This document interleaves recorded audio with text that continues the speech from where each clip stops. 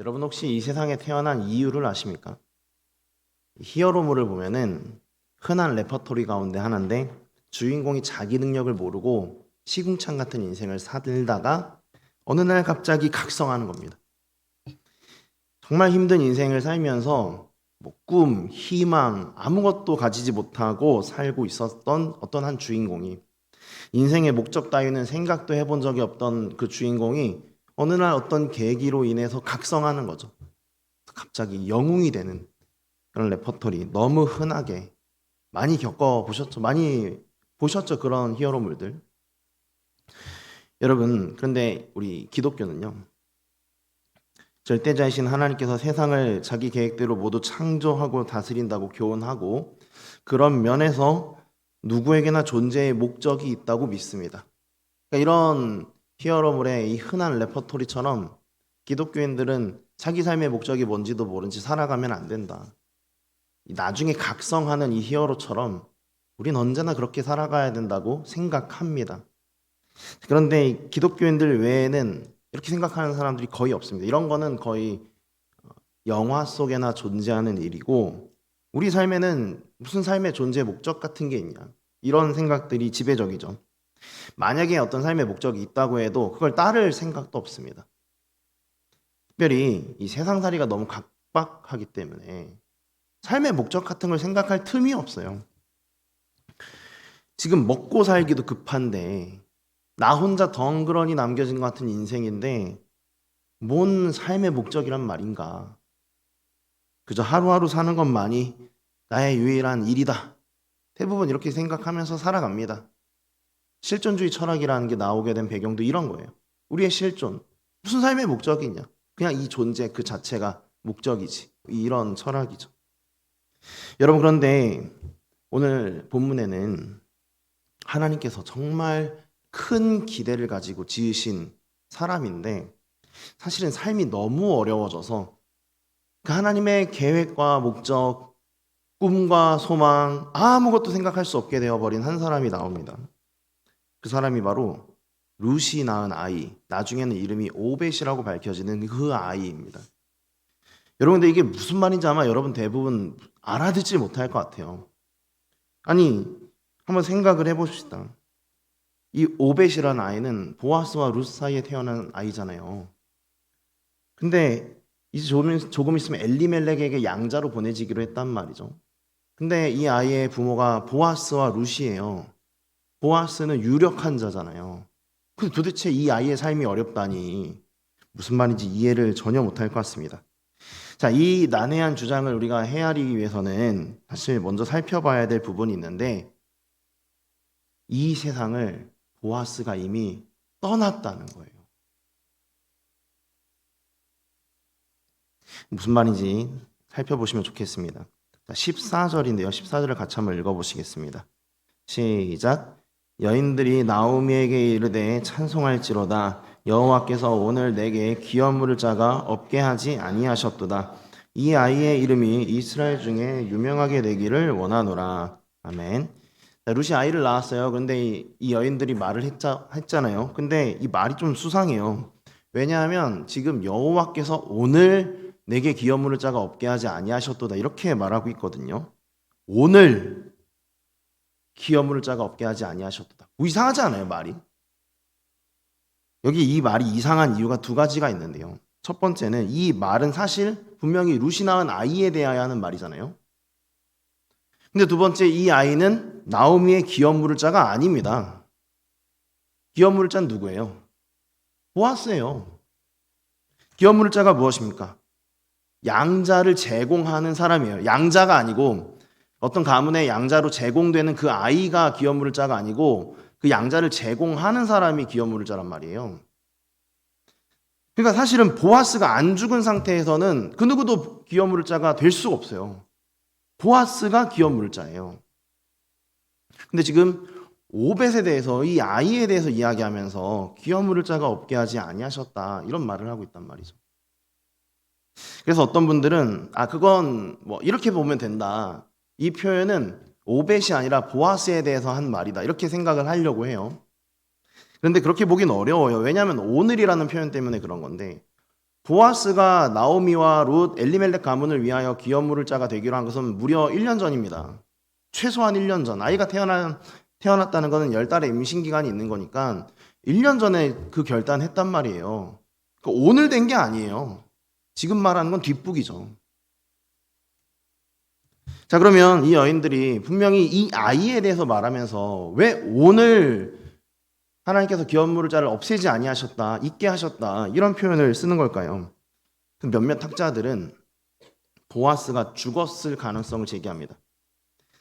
이게 너무 여러분 생소한 주장이라서 무슨 헛소리인가 싶을까 싶어서 제가 잘 안 하는데 학자 이름을 가져왔습니다. 이러한 주장을 하는 대표적인 학자는 순전한 나드 출판사라는 출판사에서 유대적 관점으로 본 룻기라고 번역된 책을 쓴 다이앤 A. 맥닐이라는 사람이 있습니다. 자, 이 학자가 말하기를 보아스가 결혼하는 날 당일에 죽었다는 거예요.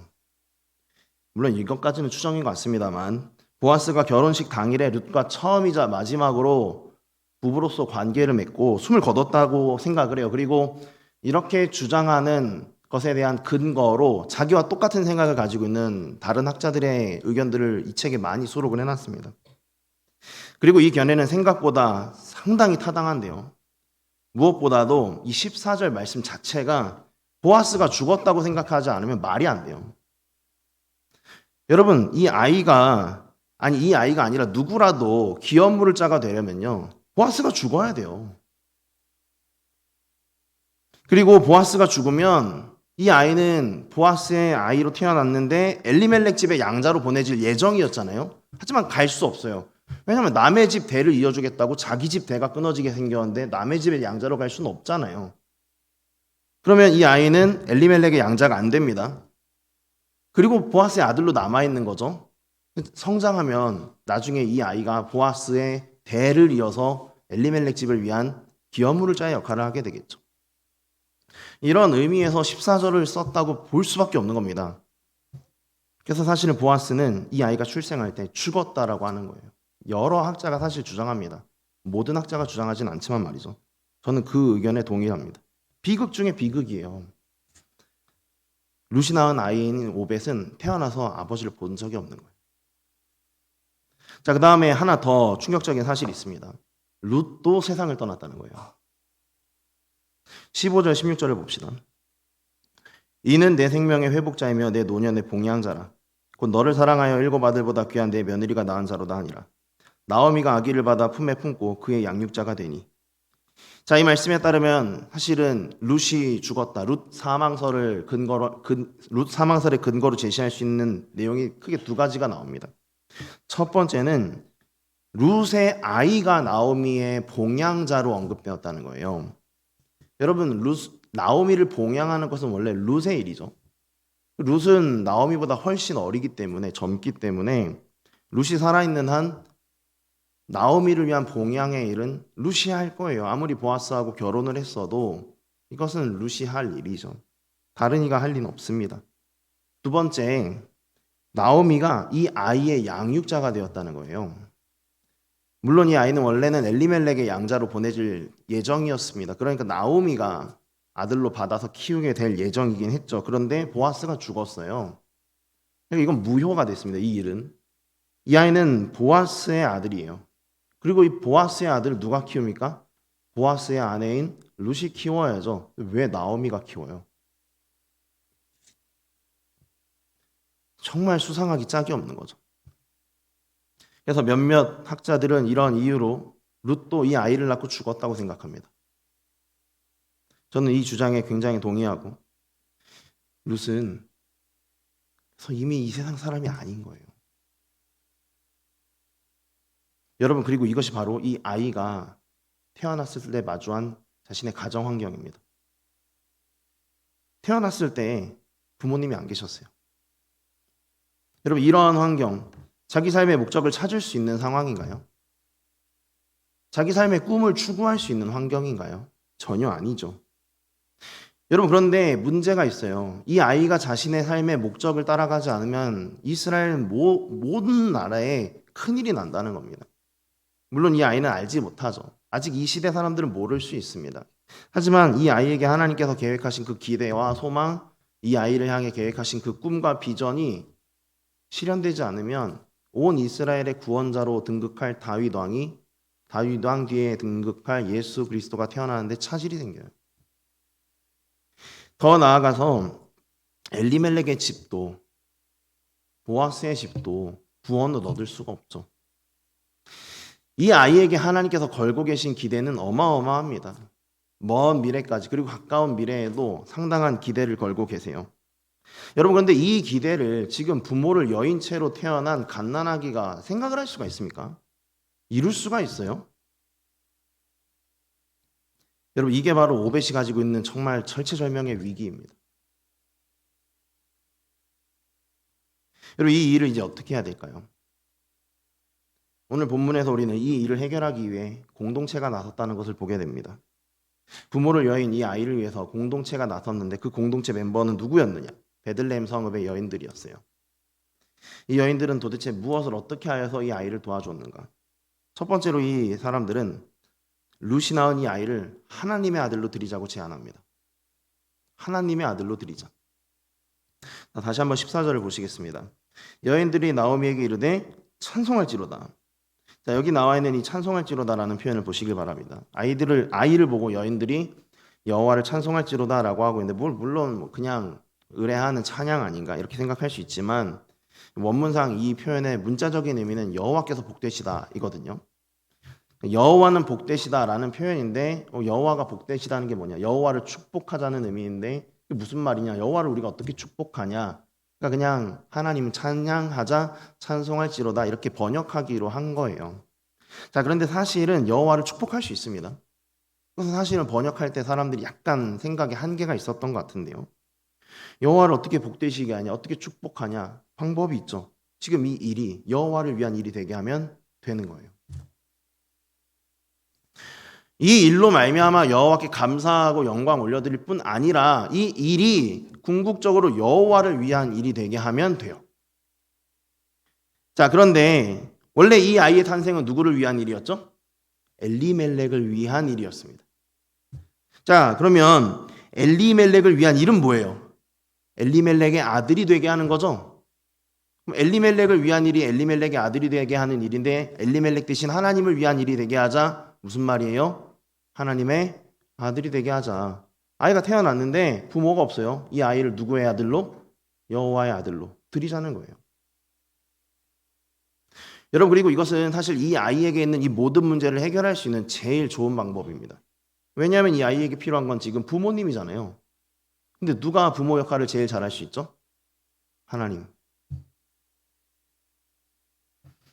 여러분, 이뿐 아니라 사실 이들의 이 제안은 이 아버지, 어머니를 하나님께서 그 역할을 대신하시기를 이런 의미에서만 최선의 해결책인 게 아니에요. 다른 의미에서도 이들의 제안은 이 방식은 최선의 해결책인데 다시 말해서 이 일이 여호와를 위한 일이 되게 하자, 여호와를 찬송하자, 이것이 사실은 이들이 제안할 수 있는 공동체로서 제안할 수 있는 최고의 방식인데 왜냐하면 어떤 일이든지 여호와를 위한 일이 되면 여호와께서 자기 일이니까 최선을 다해 이루실 거 아니에요. 이게 나의 일이다. 그러면 그는 자기 이름 때문에라도 이 일이 절대로 그릇되게 하지 않으실 거예요. 그래서 여인들이 가장 먼저 이 상황을 두고 보아스나 룻이 아니라 죽었기 때문에 말도 걸 수 없기 때문이기도 하지만 이 나오미에게 여호와를 찬송하자라고 말한 것입니다. 이 일이 여호와를 위한 일이 되게 해서 여호와께서 이 문제를 해결하시게 하자. 자, 두 번째로 이들이 공동체로서 이 아이를 돕기 위해 했던 게 있는데 그것은 우리도 하나님만큼 기대를 걸자고 제안한 거예요. 자, 다시 14절을 보시면 뒷부분에 이렇게 되어 있습니다. 이 아이의 이름이 이스라엘 중에 유명하게 되기를 원하노라. 자, 아이의 이름이 유명하게 되기를 원한다라고 하고 있는데 원문상 이 부분에는 관용적으로는 그를 예배하다라는 표현이 쓰여 있습니다. 하지만 여기에 이름이 여호와의 이름이 아니라 아이의 이름이기 때문에 예배하다라는 의미로 해석하기는 조금 곤란해요. 물론 관용적으로는 그의 이름을 부르다, 그의 이름이 유명해지다, 그를 예배하다라는 관용어로 쓰이지만 대상 자체가 그의 이름이 이 아이의 이름이니까 예배할 수는 없잖아요. 하지만 관용적으로는 예배를 뜻하는 말이기 때문에 그 표현의 무게에 준하는 의미로서 개역개정 번역자들이 유명해지기를 원한다라고 번역을 한 겁니다. 이 아이의 이름이 유명해지기를 원한다. 여러분, 그리고 이것은 사실은 이들이 이 아이를 도울 수 있는 최고의 방법 중에 또 한 가지예요. 왜냐면요, 절망 가운데 있는 사람을 돕는 최고의 방법은 그 사람에게 기대를 거는 거거든요. 여러분, 왜 그런지 설명을 해드리겠습니다. 만약에 누군가 절망 가운데 있는데 그 절망에 대하여 우리가 동의하고 함께 절망하잖아요. 다시 말해서 슬퍼하는데 우리가 그 부분에 대해서 동의하잖아요. 그러면 이것은 그 사람이 느끼는 절망을 객관화해 주게 됩니다. 아, 내가 지금 느끼는 절망이 절망으로 느낄 만한 거구나. 저 사람들도 그렇게 생각하는구나. 객관화된 절망이 됩니다. 그러면 지금까지는 내 느낌인 줄만 알았는데 이제는 이것은 확실히 절망스러운 거예요. 거기서 헤어나올 수 없게 됩니다. 근데 만약에 절망 가운데 있다고 할지라도 수많은 사람들이 소망과 기대를 걸잖아요. 그러면 도리어 내가 느끼는 절망은 주관적인 것이 되고 그 기대가 객관적인 것이 됩니다. 사람이 다른 사람들이 자꾸 나를 보면서 기대한다고 하고 소망을 건다고 하고 하면은 이상하다. 내 상황은 별로 좋지 않은데 왜 저 사람들이 그러지? 처음에는 의구심을 품고 생각할 수 있지만 마침내 이 기대가 객관화되는 거예요. 그리고 이것으로 말미암아 이 사람이 절망에서 일어날 수 있는 힘을 얻게 되는 겁니다. 여러분, 이처럼 이 아이에게 하나님께서 걸고 계시는 이 기대와 소망을 이루려면 이 아이가 스스로 해결할 수 없는 상황 중에도 하나님께서 걸고 계신 꿈과 소망이 이 아이를 통해 이루어지게 하려면 공동체가 도와줘야 됩니다. 함께 이 아이를 여호와의 아들로 드리고 함께 여호와께서 이 아이에게 걸고 계신 기대를 함께 기대하는 공동체가 필요한 거예요. 그러면 현재는 비록 절망스러워도 언젠가는 마침내 은혜로 인하여 시궁창 같은 인생 가운데 각성하는 주인공처럼 이 아이도 각성하게 되는 날이 오는 겁니다. 여러분, 근데 여러분 가운데 사실 이 정도면 할 만한데 내가 왜 그렇게 해줘야 되는지 모르겠다고 생각하는 분들이 덜어 있는 것 같습니다. 왜냐하면 나도 힘들기 때문인데요. 지금 내 코가 석자인데 누구 도와주겠다고. 나도 절망스러운데 뭐 저 사람 삶 보고 내가 소망이 있다고 이야기해주고 저 사람이 여호와의 아들이 되기를 원한다고 뭘 내가 지금 내 삶도 힘들어 죽겠는데 남을 왜 도와줘야 되냐고 그런 생각을 가지고 계신 분들이 있을 수 있습니다. 그리고 이런 거 말고도 우리가 누군가를 도와줄 수 있는 방법은 많은데 굳이 내가 그 사람을 왜 도와줘야 되느냐 어떤 방식으로든지 그렇게 생각할 수 있는데요. 왜 그런지 이유를 알려드리겠습니다. 그 이유는 그래야 나도 살아나기 때문이에요. 여러분, 우리가 이 경우, 이 사례를 나오미의 삶에서 발견할 수 있습니다. 자, 아시다시피 방금까지 계속 봤는데 여인들이 아이가 태어나고 나서 엄마인 루시나 아빠인 보아스에게 말을 건네는 게 아니라 뭐 죽었기 때문에 말을 걸 수 없고요. 나오미에게 말을 겁니다. 근데 사실은 나오미도 힘들죠.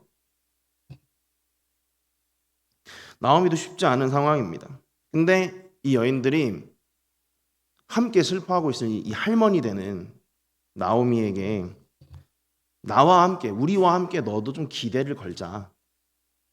그렇게 쓰러져만 있지 말고 이 아이를 여호와께 드려라. 이렇게 말을 해요.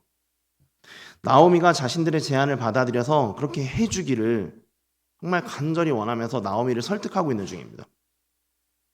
자, 그런데 이런 기대를 품으며 그녀에게 말할 때 그들이 몇 가지를 더 이야기했습니다. 15절을 한번 보시겠습니다. 자, 함께 읽어볼까요? 시작. 이는 내 생명의 회복자이며 내 노년의 봉양자라. 7 아들보다 귀한 내 며느리가 낳은 자로다 하니라. 아멘. 자, 이들이 이제 나오미에게 3가지를 더 이야기하는데요. 첫 번째는요. 이 아이가 바로 내 생명의 회복자가 될 거라고 말해주고 있는 거예요. 너가 그렇게 하면 이 아이가 잘 되는 것뿐만 아니라 너의 생명도 회복될 거야. 너도 힘들지. 근데 너의 생명도 회복돼야 될 거 아니냐. 그러려면 이 아이가 잘 돼야 돼. 라고 말해주고 있는 거거든요. 자, 원문대로 이 생명의 회복자라는 표현을 옮겨보면 생명이 돌아오게 하는 자입니다. 그리고 이것은 실은 나오미와 같은 죽은 자처럼 살아가는 이 나오미와 같은 사람도 이 아이가 주님의 뜻대로 살아가기만 하면 함께 회복될 수 있다는 말을 하고 있는 겁니다. 반대로 말하면 이 아이가 주님의 목적대로 살아가지 못하게 되면 나오미도 영영 이 죽은 것 같은 삶에서 벗어날 수 없다는 거예요. 자, 이게 무슨 말인지 이해하려면, 정확히 이해하려면 룻기 1장 20절 21절을 봐야 됩니다. 자, 보시면 이렇게 되어 있습니다. 나오미가 그들에게 이르되 나를 나오미라 부르지 말고 나를 마라라 부르라. 이는 전능자가 나를 심히 괴롭게 하셨음이니라. 내가 풍족하게 나갔더니 여호와께서 내게 비어 돌아오게 하셨느니라. 여호와께서 나를 징벌하셨고 전능자가 나를 괴롭게 하셨거늘 너희가 어찌 나를 나오미라 부르냐 하니라. 자, 나오미가 뭐라고 말하고 있습니까? 나 돌아왔지만, 난 돌아왔지만 비어서 돌아왔다.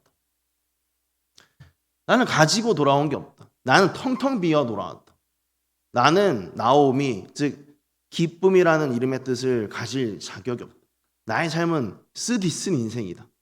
죽은 자와 같은 인생이다. 이렇게 고백하고 있는 거죠. 그렇게 말할 수밖에 없습니다. 모압으로 이주했을 때 남편이 죽었어요. 그리고 두 아들이 죽었습니다. 자, 고대 사회 여성에게 삶의 희망은 남편과 자녀들에게 있죠. 남편도 죽고 자녀도 죽었는데 무슨 생명력 있는 삶을 살겠습니까? 죽은 자 같이 사는 거죠. 돌아오긴 했어요. 뭐 영 먹을 게 없으니까. 근데 베들레헴에 곡식 주셨다니까 돌아오긴 했는데 여전히 삶에 죽음의 그림자가 드리워 있는 거죠. 자, 그런데 만약 이날 태어난 이 룻의 아이가 잘 자라면 여호와의 기대대로 잘 성장하면 어떻게 되느냐? 엘리멜렉의 집과 보아스의 집을 일으켜 세우게 됩니다. 하나님께서 걸고 계신 그 기대 어떻게 이루어질지 모르겠지만 어쨌든 두 가문에 대한 구원, 그 구원을 이 아이가 이루게 될 거예요. 기업, 물을 자로서. 그러면 어떻게 됩니까? 다른 누구보다도 먼저 엘리멜렉의 아내인 미망인 나오미가 제일 먼저 그 은혜를 입게 되는 거죠. 그녀에게 생명이 돌아오게 되는 겁니다. 이 사실을 나오미에게 말해주는 거예요. 이 아이가 잘 되면 너도 잘 된다. 다음으로 이 여인들이 나오미에게 말했던 것은 이 아이가 너의 노년의 봉양자가 될 거라는 겁니다. 이 말 그리 어려운 말이 아니죠. 룻이 죽었기 때문에 이제 나오미를 공양할 사람이 없습니다. 그런데 이 아이가 자라나게 되면요, 룻 대신에 할머니 되는 나오미를 공양할 거라는 거예요. 지금은 룻이 죽었기 때문에 아무도 하고 있지 않은 그 역할을 이 아이가 여호와의 기대대로 성장하기만 하면 할 거라는 거죠. 그러면 비록 앞으로도 삶은 쉽지 않겠지만 그동안에도 삶이 쉽지 않은데 룻이 봉양해 줌으로 말미암아 살 수 있었던 것처럼 이 아이로 말미암아 나오미의 삶이 세워지게 되는 거죠. 이 아이의 삶이 세워지면 너의 삶도 세워진다. 마지막으로 이 여인들이 말해주고 있는 것은 이 아이는 너의 며느리가 낳은 자라는 건데요. 자, 이 말은 달리 말하면 무슨 말이냐? 너의 며느리를 대신하는 자라는 거예요. 여러분, 이 며느리처럼 여길 아이라는 건데 언뜻 생각하면 당연한 말입니다. 뭐 며느리가 나왔으니까 뭐 며느리를 투영해서 볼 수 있는 거죠, 이 아이에게. 자, 하지만 여기에는 조금 다른 의미가 더 담겨 있어요. 그 의미가 뭐냐면 이 아이가 너의 삶의 목적이 될 거라는 거예요. 여러분, 실제로 어느 순간부터는 룻은 더 이상 나오미의 봉양자로 머물지 않았습니다. 물론 여전히 나오미의 봉양자였지만 룻은 어느 순간부터는 나오미의 삶의 목적이 되었어요. 그동안 죽은 자 같이 살았던 나오미가 룻의 봉양을 통해 조금 마음의 문을 연 거예요. 그래서 룻을 위해 살아야 되겠다는 결심을 했던 적이 있습니다. 룻기 3장 1절에 그 말씀이 나오죠. 룻의 시어머니 나오미가 그에게 이르되 내 딸아, 내가 너를 위하여 안식할 곳을 구하여 너를 복되게 하여야 하지 않겠느냐. 내가 이제 남은 삶을 살아간다는 것은 바로 너를 위한 삶이다. 너를 재혼시키는 것, 그게 내 삶의 목적이다. 이렇게 말해왔다는 거예요. 자, 나오미가 이처럼 룻을 위해 사는 것을 자기 삶의 목적이라고 생각했던 이유는 며느리의 희생 덕분에 자기 삶이 열렸기 때문입니다. 이 며느리는 그 어떤 아들도 줄 수 없는 은혜를 자기에게 계속 베풀고 있는 거예요. 그래서 오늘 본문에 보면 7 아들보다 나은 내 며느리 룻이라고 되어 있습니다. 룻 없이 살 수 없던 자신의 과거를 돌아보니까 룻을 위해 사는 것 말고는 내 삶에 이유가 없다는 거예요. 근데 바로 이 룻이 죽었어요. 보아스하고 같이 죽었어요. 시간차가 있었겠지만 죽었습니다. 어떻게 하죠? 사람이 살면서 가장 힘든 것 가운데 하나가 내 삶의 목적이 순식간에 물거품이 되는 거예요. 막 달려가고 있었는데 눈앞에 신기루 같이 사라지는 것. 그럼 어떻게 합니까? 그때 여인들이 말한 거예요. 이 아이가 룻이 낳은 아이라며. 그럼 이 아이를 잘 키워봐. 너에게 있어서 7 아들보다 더 귀했던 너의 며느리 룻. 그 룻이 낳은 아이잖아. 대신해서 이 아이를 위해 살아. 힘내야지. 그러면 어떻게 되겠습니까? 이 여인들은 이 아이가 살아나면은, 이 아이가 잘 되면 나오미의 삶의 목적도 성취된다는 걸 알고 있는 거예요. 나오미가 만약 이 아이를 위해 살면 이 아이가 잘 될 때 나오미도 기쁜 거죠. 사실은 지금까지는 삶을 지탱하던 모든 게 무너져 있었지만 이 상황에 모든 걸 대체할 수 있는 유일한 희망을 하나님께서 오벳에게 두신 거예요. 이 아이만 잘 되면 나오미가 살아날 수 있다는 것을 사실은 지금 슬픔 가운데 어려움 가운데 볼 수 없는 나오미를 위해서 이 여인들이 대신 바라봐주고 알려준 거예요. 사랑하는 여러분, 그런데 이것이 비단 나오미와 룻이 낳은 아이와 나오미 이들에게만 해당하는 교훈이겠습니까? 전혀 그렇지 않습니다. 이 교훈은 우리 모두를 위한 거예요. 여러분, 우리의 삶을 앞서 제가 시작하면서 힘든 삶이라고 말씀드렸지 않습니까? 삶이 각박해서 꿈이라는 걸 꿀 수 없고 소망도 없고 희망이란 걸 뭘 겁니까? 먹고 사는 게 바쁘고 학업, 직업, 성취해내기에 급급한 인생이니까 내 인생에 무슨 꿈 같은 거 꿀 수가 없어요. 그런데 이런 삶을 살고 있는 우리에게 하나님께서 어떠한 기대를 걸고 계시다는 것은 분명한 사실입니다. 하나님께서는 이런 나에게 걸고 계신 기대가 나를 통하여 이루어지길 원하세요. 그런데 사실 나에게는 그걸 발견할 수 있는 힘도 없고 그것을 추구할 수 있는 능력도 없어요. 어떻게 해야 됩니까? 여기에도 이 교훈이 원리가 되어 적용되어야 하는 거예요. 우리가 같이 도와줘야 된다는 거예요. 하나님께서 걸고 계신 그 오벳을 향한 기대를 이 여인들이 나오미에게 깨닫게 해주고 나오미에게 이 오벳을 위해 살게 해줬던 것처럼, 그래서 이 오벳이 회복되면 나오미도 회복될 수 있다는 것을 깨닫게 했던 것처럼 우리 공동체가 이 각 사람에게 걸고 계신 하나님의 기대를 각 사람은 볼 수 없는 그 환경 가운데 있지만 함께 봐주고 알려주고 가장 가까운 사람들에게 독려하여서 살아가게 하는 것, 살려내게 하는 것, 이 방식으로 주님은 오늘도 우리를 살려내기를 계획하고 계시다는 겁니다. 여러분, 그렇다면 우리의 삶 하나가 회복되는 게 왜 다른 사람의 삶의 회복에 영향을 줄까요? 왜냐하면 우리의 삶이 회복된다는 것, 그것은 내 뜻대로 회복되는 게 아니라 하나님의 뜻에 맞게 회복되는 것이기 때문이죠. 그리고 하나님의 뜻은 우리가 하나님을 사랑하고 이웃을 사랑하는 사람이 되는 겁니다. 생명의 회복자, 노년의 봉양자.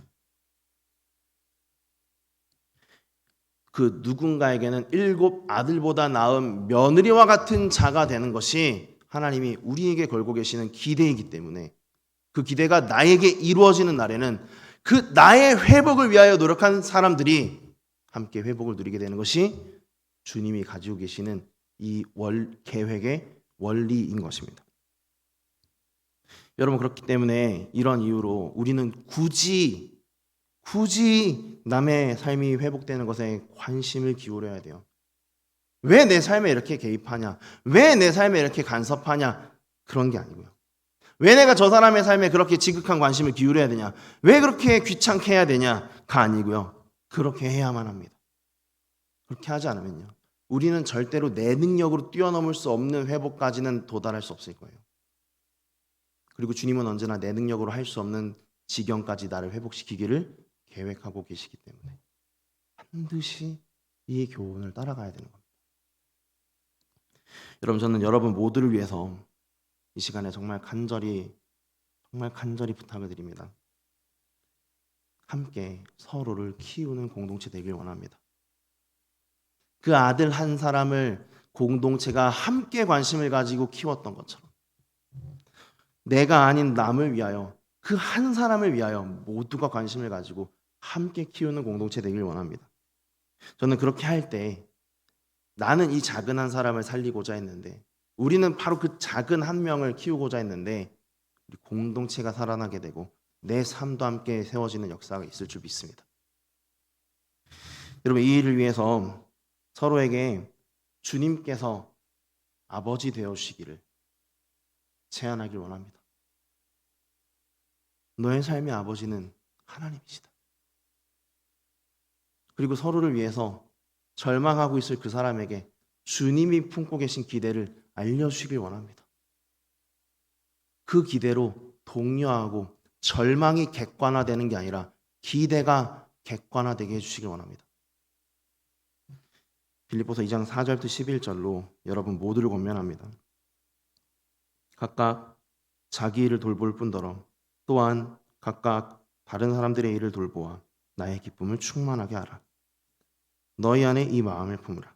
곧 그리스도 예수의 마음이니 그는 근본 하나님의 본체이시나 하나님과 동등됨을 취할 것으로 여기지 아니하시고 오히려 자기를 비워 종의 형체를 가지사 사람들과 같이 되셨고 사람의 모양으로 나타나서 자기를 낮추시고 죽기까지 복종하셨으니 곧 십자가에 죽으심이라. 이러므로 하나님이 그를 지극히 높여 모든 이름 위에 뛰어난 이름을 주사 하늘에 있는 자들과 땅에 있는 자들과 땅 아래에 있는 자들로 모든 무릎을 예수의 이름에 꿇게 하시고 모든 입으로 예수 그리스도를 주라 시인하여 하나님 아버지께 영광을 돌리게 하셨느니라. 자기를 버려 남을 살렸더니 모든 것 위에 뛰어난 이름을 가지게 되신 예수님이 우리 신앙의 영원한 모범이라는 것을 기억하시길 부탁드립니다. 말씀 정리하겠습니다. 오늘 우리는 보아스와 룻, 부모인 그 보아스와 룻이 죽은 가운데 태어난 한 아이의 상황을 살펴보면서 말씀을 시작했습니다. 사실은 스스로 극복할 수 없는 상황이었는데 이 아이를 위해서 공동체가 어떻게 도와주었는지, 그리고 왜 도와주었는지 나오미의 사례를 통해 살펴봤습니다. 생각해보면 우리 모두에게 이 아이와 같은 어려움이 있습니다. 그리고 하나님께서는 이런 우리에게 기대를 품고 계십니다. 여러분, 왜 그런데 그 기대가 실현되지 않는 줄 오늘 말씀을 통해 배운 겁니다. 나 혼자 그 기대를 찾고 그 기대를 이루려고 했기 때문입니다. 나 한 사람을 나 혼자 키워보려고 했기 때문입니다.